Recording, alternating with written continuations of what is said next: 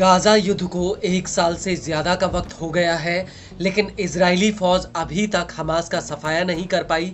बल्कि गाजा में जिन इलाकों में आईडीएफ ने हमास का सफाया किया था, अब उन इलाकों में हमास फिर से जिंदा हो गया है।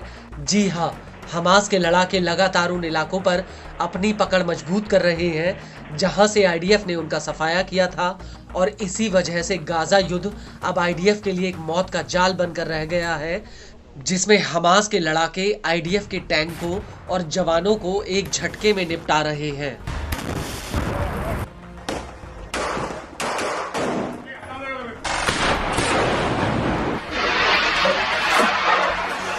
लेकिन गाजा के भीतर हमास अकेले इस जंग को नहीं लड़ रहा, बल्कि गाजा के तमाम छोटे बड़े प्रतिरोधी समूह अब हमास के साथ एक हो गए हैं, और ये सभी मिलकर अलग अलग फ्रंट से आईडीएफ के ऊपर भीषण हमले कर रहे हैं।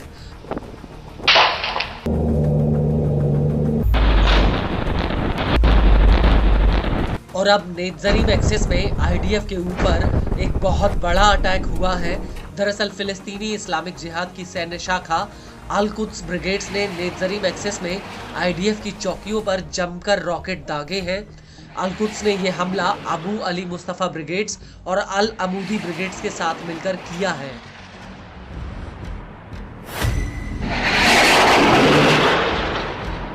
अल कुद्स ने इस हमले का बाकायदा एक वीडियो भी रिलीज किया, जिसमें साफ दिख रहा है कि कैसे अल कुद्स का एक लड़ाका जमीन पर ईंटों के ऊपर लॉन्चर फिट करता है और फिर इन लॉन्चर्स में रॉकेटों को लगाता है।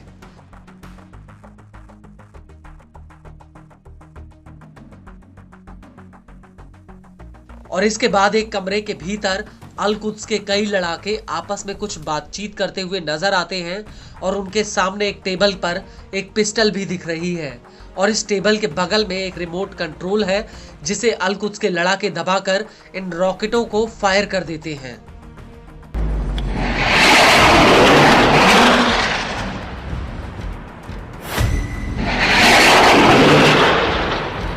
और इसके बाद एक लड़ाका घनी हरियाली में छिपकर एक लॉन्चर में बड़े बड़े रॉकेट भरकर उन्हें दनादन नेत्जरीम एक्सिस की तरफ फायर कर रहा है।